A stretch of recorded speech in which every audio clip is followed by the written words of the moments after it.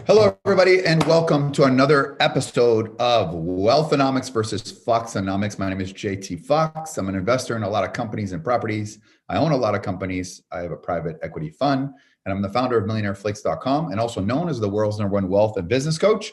Right here is my CEO, Pac, aka Francie. She kind of runs all the empire as well. And the idea is Wealthonomics versus Foxxonomics. The idea of the show is to go over wealth and politics and business and how it affects your money.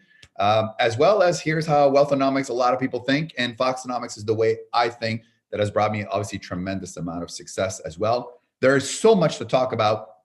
The first topic I really want to talk about, and I'm just absolutely miffed, is that cryptocurrency, Bitcoin, now being, as I do this, almost 39,000. So 38,500. It had dipped a few days ago to 29. It's not necessarily backed by anything. You had JP Morgan, Jamie Dimon, who about a year ago said that it was a fraud, cryptocurrency was a fraud. And now Chase came out saying it could go as high as 146,000 as well. And you got everybody and their mothers investing in this as well. So what is your thoughts on that? You and I were not the early adopters, but 3 years ago got into it when other people did not. What do you now think about this? I think we're going to continue to see Bitcoin and a lot of cryptos kind of continue to go up in value while there's just a lot of like instability, and quite frankly our government's a little bit of a shit show. We're going to talk about that a bit next. So I think we're going to continue to see the cryptos rise. So you and I were there when we got in at a lower, went all the way to 19,000. And in essence, over the last 3 years, went as low as, I think, 3,000, some low number. And then it's also made a tremendous comeback. You got to give credit to the crypto people. They're like the hardcore ones. It'll go up to, X amount. I was like, yeah. So all that stuff is happening. But will we have another type of bubble that will then come crash down? Maybe not back to as low as it did, but are we going to see a correction, or is now Bitcoin mainstream and here to say?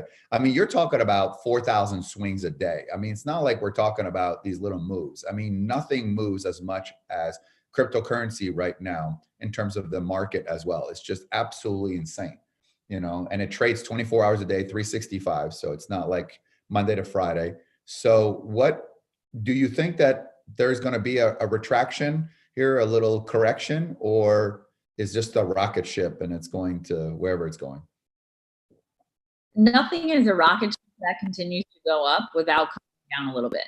There is not any chart of any stock, commodity, equity, futures that's just a solid dotted line up, and that's just not how anything goes. That's not how anything trades. It's going to have a huge bottom out. I have no idea. Probably not. I haven't actually looked at the trading chart to see where I think that it'll go based on what the trading chart looks like. But I do think it's really interesting because when we first got into crypto, you can always look back, and hindsight's always 2020, right? Because then you know how things turn out. But it was really interesting when we look back and people were all excited to get in when it was at 15, 19, and then it plummeted to 6 and everyone was flipping out, right? Everyone was flipping out. And now a lot of those people are coming back being like, hey, what's going on with this? And I'm like, no, you got out 2 years ago. Like you don't have any Bitcoin. You don't have, there isn't a, oh, let me come back, I made a mistake. And I think with anything, there's people that really, really believe in gold. Gold goes up, gold goes down, gold goes sideways or, flat for a long time. I think there's just people that really, really believe in crypto. And I think, with a lot of investment strategies that people look at, you always have kind of like your long-term, your short-term, and your kind of like middle of the road.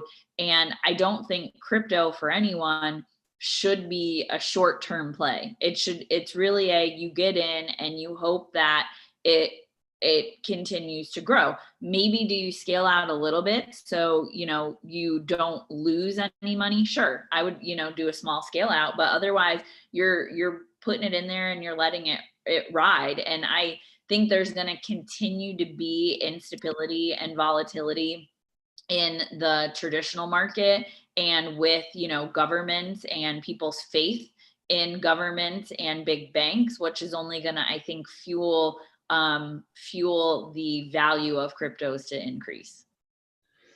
What's interesting is I said, and this 3 years ago, and people check out my blog posts, you're either going to make more money than you've ever dreamed of in crypto, or you're going to lose it all. And that was the notion. I think the lesson here, and also too, there is an element of patience, which I think has gone away. The person that we do crypto with, he's probably raking it in like, well, he's not selling anything. And I talked to him yesterday. He's like, I'm not selling. And it's interesting is, that notion of something that is not backed by anything can go, it doesn't make any sense. But I'm starting to realize, so for example, as we speak here, Tesla is almost at $800. That doesn't make any sense to me. And nothing is making sense to me as well. It's against all business fundamentals. So the question is, are we at the casino right now and everybody's at the roulette table and go, woo, yeah, and everybody wins, but it never ends good. But that's right. The house always wins. So the question is, will the house come falling down? Right. But that's the perfect analogy, right? Like, usually it's at the craps table, right? You're walking through a casino. Maybe there's a couple people at a craps table. Somebody goes on a streak. Then slowly everyone starts going over to the craps table and everyone starts betting. And you're not a gambler at all, so you probably don't even know what I'm talking about. But everyone starts betting on that person that's throwing the dice because they're on a hot streak. And everyone starts cheering and everyone's jumping in. And then that one person throws the dice wrong and everyone at the table loses everything.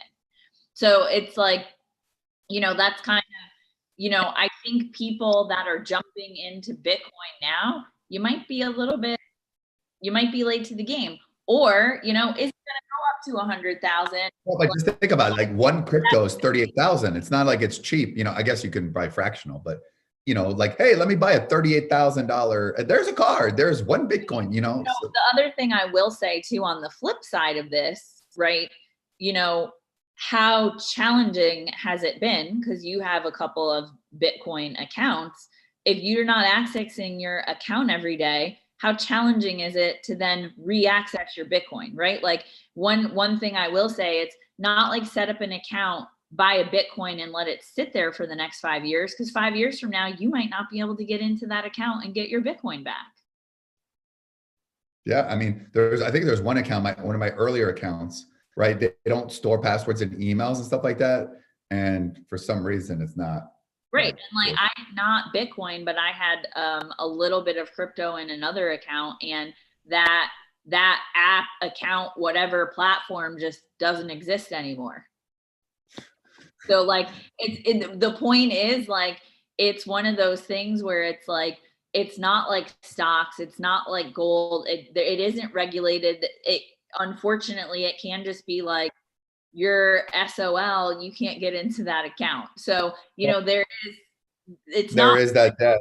Well, which brings me to my next point, regulation, right? At what point will government start stepping in? Because obviously stocks are regulated. You have, mutual funds are regulated, private equities are regulated, and it's still not regulated. You have to understand that anytime the government comes in to regulate anything, it creates barriers. And also too, it creates potential conflicts. And so will they come in? I know that just by the SEC suing Ripple is now being delisted in many other currency exchanges. They're like delisting the currency Ripple out of some of the crypto accounts. And I know that because I got a warning on 2 of them saying we will not be listing it anymore. That's just on a lawsuit. That's not even like guilty or anything as well. So the question is that soon to follow? So, and so that's crazy. And also too, Satoshi, or allegedly the guy who started it all, but no one really knows. The fact that this was started by someone that no one really knows who started, like they're saying that like he could be the richest man. Whoever started this could be the richest man in the world. Because don't forget, when crypto started, it was like a cent, 3 cents, 10 cents. Like it was nothing. So it's highly depressing. It's highly depressing. And so what goes up eventually, must come down. I mean, we've seen it time and time after again. I just don't know when.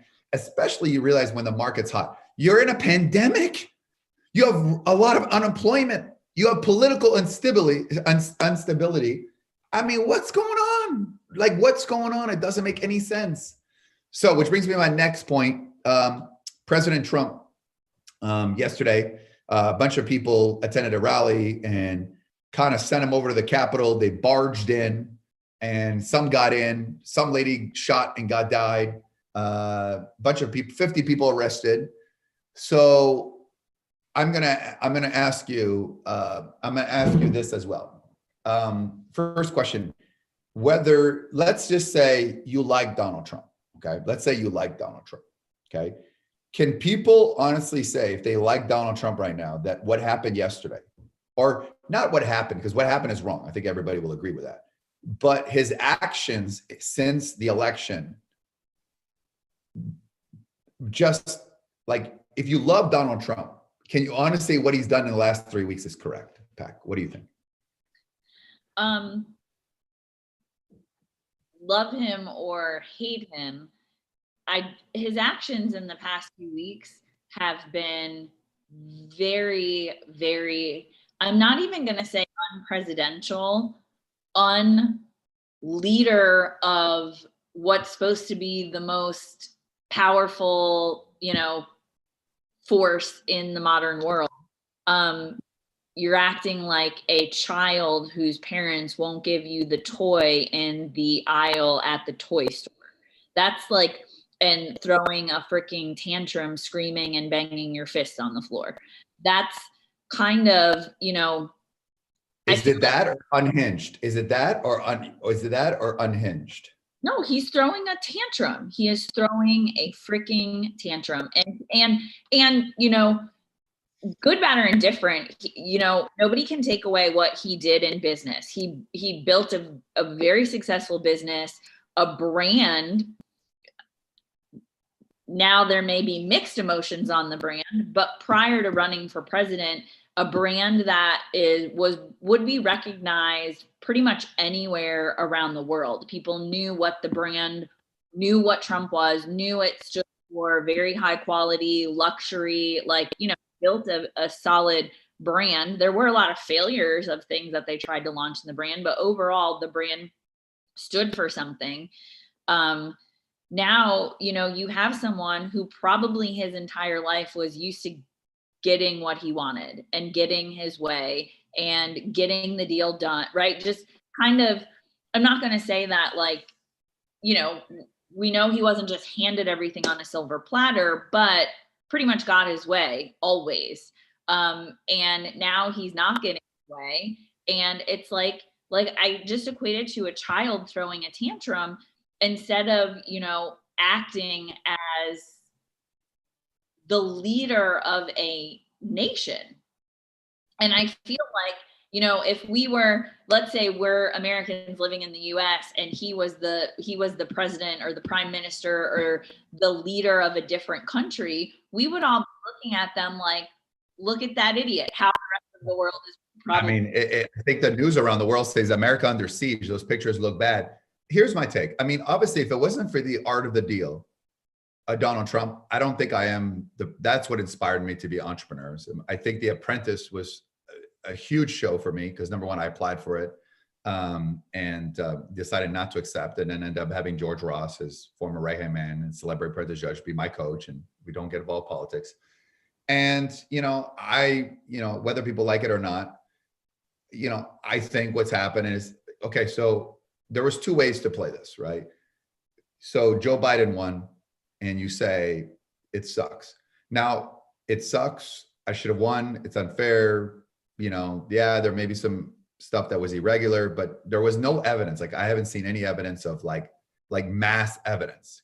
Bottom line is people were able to vote by a mail that never would have voted before, who, if they had show up to the poll, he probably would have won. Okay. But the real is people voted and it is what it is. It sucks. So what he could have done is been very upset, seated, and then probably would have had a shot of coming back and winning again if that's something he wanted to do. But now you have a situation where people are not going to forget. I believe that he may have cost the race in Georgia. Those were two Republican-led states. They're now Democratic. The Senate has now flipped, or will be a tie with a tiebreaker being Kamala Harris. So that has implication on all our taxes, including his, any rich loopholes. So it's going to affect him going forward as he makes money as well. The Republican Party is now under siege. People were talking about how disorganized the Democrats are. And just disagreeing with the stimulus thing was like the 600, 2,000. I mean, it was a self-sabotage. And then trying to get people, senators, to say, hey, support me or my supporters won't. It's a bit gangsterish. And now the problem is that I think, and I may be wrong because people forget, I think this has tainted some kind of legacy. And I think, and could he make a comeback? You can't underestimate him as well. It's just, the problem is that we look like buffoons to the rest of the world. America looks like a giant crap show. And, and I'm there are people that if you like someone, Trump or Obama or Bush or whoever you want, right, that they can do no wrong. And there has to be a wrong here. And now he's finally seceding, that it'll be a peaceful transition. But I think it's too late. Right? It's kind of like now that everything happened, oops, now, I'm going to make it peaceful. And if there was a smoking gun, like if there was some evidence, like show me the evidence. And, the couple of people said it came forward, but I haven't seen any evidence. Okay. Right. And that is not the way it should be. Now, this is going to be very good for solar. It's very good for marijuana stocks. It's going to be very good and some other industries it won't. So, it's disappointing. This is a pandemic, and pandemics make people do crazy things. I just also, too, did he tarnish the legacy, possibly the legacy or the opportunities for his kids? You know what I mean? I think now there'll probably be even more resentment for that. And I think he could have got away with, after this, doing big deals and getting involved in big deals again. Now, I think the brand, yes, it's got a lot of voters, but there's going to be a lot of radioactiveness to it as well.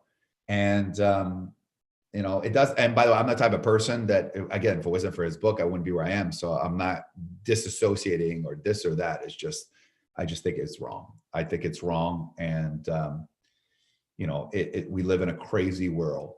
And by the way, what do you guys think? So by the way, if you like Donald Trump, what do you think about what happened yesterday in the last 2 weeks? And if you don't like Donald Trump, then this in your mind confirms everything you already knew. So you're like, aha, I knew it, And then if you like him, what do you think about what happened? Or do you stand by and said it was right? Everybody's entitled to their opinion. By the way, do us a favor, like this if you're liking this show as well. We all have opinions as well. It's unfortunate because definitely, there is going to be a huge segment of the population that's not going to want to do business with Trump, Donald Trump Jr., Eric Trump, Ivanka Trump, right? They're just going to kind of be like, I'm not touching that with a 10-foot pole because it is polarizing, right? And yes, you have it's very polarizing. So I'm just going to avoid kind of business or having that brand. I think the other big question that a lot of people were also engaging in and talking about with everything that happened yesterday is how would it have been different if instead of, a bunch of white, basically, white power people stormed the Capitol, if it was a bunch of Black Lives Matter and, saying, where are the chokeholds? Where's the tear gas? Where's the people with, the knee to their neck? Where is that? Because it's white, and in all honesty, I haven't watched a bunch of videos. I have not watched a bunch of the content because I can see. I actually say, I will say Black people have a very valid argument on this one.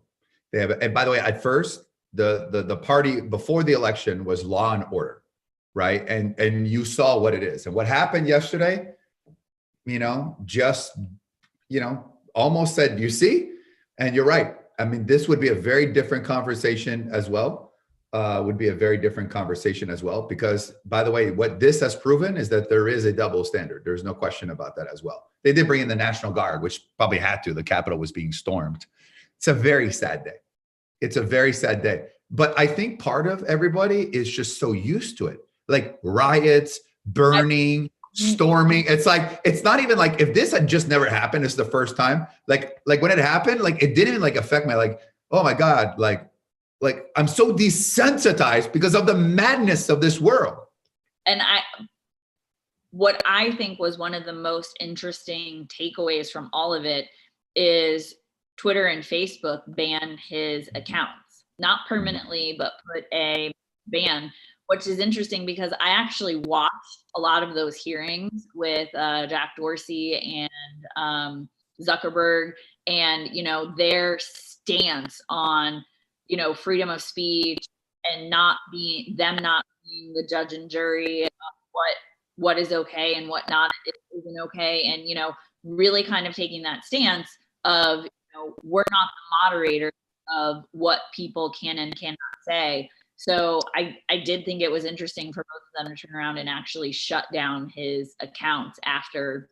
Oh, and by the way, if they take his accounts away, which they can do whatever they want, that'll be a big microphone they take away. And you know what? They might just very well take away, because he is going to be ratings gold for any TV interviews, or if he has his own show or his own. And I don't know if any networks is going to put on the main major network. I mean, I can't even see Fox News wanting to give him, like, do you know what I mean? Like, I mean, this to me was, he could have left with a 70 million strong people and had a little bit of leverage to come back. I don't know, but here's the thing too: you can't underestimate him, because every time you underestimate him, he wins. But it's very sad. I'm very, I'll be interested to see what George thinks about it, what George Ross thinks about it. Actually, no, I haven't talked to him about that as well. It was his birthday, 93 years old, by the way, 93 years old yesterday. So there you have it. Listen, whether you like him or don't like him, we had a debate here. And bottom line is, I think everyone will agree that it was sad, it was not needed, and it was taken too far. And, it's just, 2020 was madness. Well, 2021 is starting to be even more madness. And it's a shame. It's a shame. I just want to get back to normal the way it was before. There isn't that the world we left in February of 2020 we will not see that world again. What do you mean by that? It's not going to be the same. There is going to be. We were at a $5 million home on the beach with our clients in February, right? Beginning of February, right? And then you and I were in Prague for the first time. I was second time, but first time doing business. It was great. The momentum was there. Man, crazy. It's just amazing, because it just, it's not as fun. Is the face mask, the social distancing, the world in unrest. I think that it's not going to be the same. I mean, we're already seeing mutations in COVID-19, right? With the super spreader version that's coming out of the UK. By the time everyone gets vaccinated, if they get vaccinated, because that's a whole other conversation of if you're going to get vaccinated or not, there's going to start to be, mutations, because we're already seeing mutations. Will the vaccine, how long? Well, you know what I mean? I don't think there's going to be okay, we're back to a world of 1,000 people in a ballroom, nobody wearing a mask, not having to check temperatures, being able to travel wherever you want. They're already talking about passport health apps, where you'll have to have an app that's listing, when you've been tested, what your test results are, if you were vaccinated, to be able to, it's not going to go back. It's going to be different. which I always said, you know, you never stop because you never know what can happen. I said that many, many times. And I think if now people ask me, what was the greatest business decision you've ever done? Was the fact that even was on top, rather than slowing down, I kept pushing because I kept saying, what if something happens? And by the way, this happening right now never even occurred to me. That was not even worst case scenario. Our worst case scenario is what if Facebook changes the algorithm? That was a worst case scenario. Now the pandemic killed it all. That's it, everybody. Please, if you're listening to this, give us a like on YouTube. And if you're listening to this on Apple, please, can you give us 5-star, rate this thing? We respect all of your opinions as well. Thank you for being on as well. And you can check out my website, jtfox.com, 2x, jtfox.com for everything I have and everything I'm about as well. We'll see you next week. Same time, same place.